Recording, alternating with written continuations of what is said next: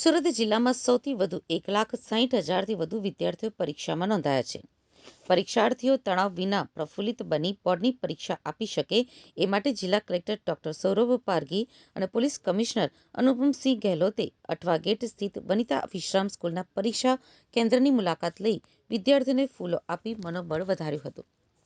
જિલ્લા કલેક્ટર અને પોલીસ કમિશનરે પરીક્ષાર્થીઓને ફૂલો આપી ઉજ્જવળ ભવિષ્યની શુભેચ્છાઓ પાઠવી હતી અને પરીક્ષાને શિક્ષણના ઉત્સવ સમાન ગણી પરિશ્રમ અને વિશ્વાસ રાખી ભય મુક્ત માહોલમાં પરીક્ષા આપવા અનુરોધ કર્યો હતો.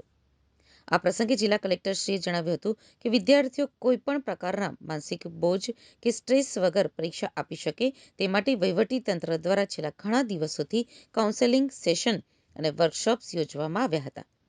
ઉનાળાની ગરમીને ધ્યાને લેતા પરીક્ષા દરમિયાન વિદ્યાર્થીઓની તબિયત બગડવાના કિસ્સાઓમાં આરોગ્ય વિભાગની ટીમોને પણ તૈનાત કરાઈ છે. પરીક્ષા સંપૂર્ણપણે પારદર્શક અને વિઘ્ન રહિત વાતાવરણમાં સંપન્ન થાય તે માટે શિક્ષણ વિભાગ સાથે સંકલન સાધવામાં આવ્યું છે. પોલીસ કમિશનર શ્રી અનુપમસિંહ ગેહલોતે જણાવ્યું હતું કે શહેરમાં ચાલી રહેલા મેટ્રો અને બ્રિજના કામોને ધ્યાનમાં રાખીને શહેરમાં ટ્રાફિકની સમસ્યા રહેતી હોય તેવી 40 જેટલી જગ્યાઓ આઈડેન્ટિફાઈ કરાઈ છે, જ્યાં વિદ્યાર્થીઓને ટ્રાફિકની સમસ્યા ન નડે એવી વ્યવસ્થા સુનિશ્ચિત કરવામાં આવી છે.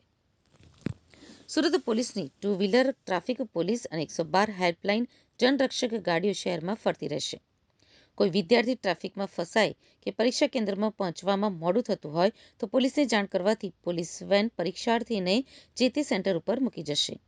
જો કોઈ વિદ્યાર્થી ટ્રાફિકમાં ફસાય અથવા મોડું થવાની ભીતિ હોય તો પોલીસની 112 હેલ્પલાઇન ઉપર કોલ કરી મદદ મેળવી શકાશે.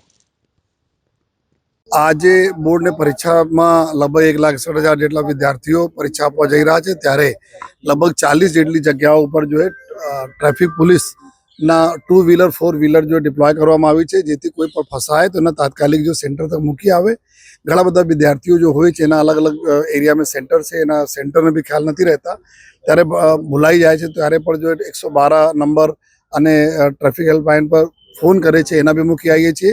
સાથોસાથ જે તે પોઈન્ટ ઉપર જો 40 જેટલા પોઈન્ટ પર પોલીસ છે ત્યાં અમારી ગાડીઓ છે એના જાણ કરે છે, એના મૂકવાની બી અમે લોકો ગોઠવણ કરી છે. તો બસ એટલા જ છે કે વિદ્યાર્થીઓ એકદમ સ્ટ્રેસ ફ્રી માહોલમાં એક્ઝામ આપે. બાકી સમગ્ર વ્યવસ્થા જો સુરત શહેરની ટ્રાફિક પોલીસ એના સમયસર સેન્ટર પહોંચાડવા કરી છે. વિદ્યાર્થીઓ રડતા જોવા મળ્યા હતા અને પછી સેન્ટરે પહોંચ્યા ખુશખુશાલ જોવા મળ્યા. પોલીસ કેટલી કતિબદ્ધ? આ બધા એક સ્ટ્રેસ બી રહે છે વિદ્યાર્થીઓના. બોર્ડના અત્યારે 10th પરીક્ષા પહેલા બોર્ડ આ લોકો આપવા જઈ રહ્યા છે તો વિશે ટેન્શનમાં રહે. મોડા થતા હોય ત્યારે એના થોડા એકદમ ફ્રસ્ટ્રેશન થઈ જાય છે. ત્યારે આ ટ્રાફિક પોલીસ તાત્કાલિક એના જો સૂચનાઓ છે તુરંત એના બેસાડીને સાંત્વના આપી અને સીધા જો સેન્ટર ઉપર જો મૂકી આવે તો આ ચહેરા ઉપર ખૂબ ખુશી બી એના બાળકોને થાય છે.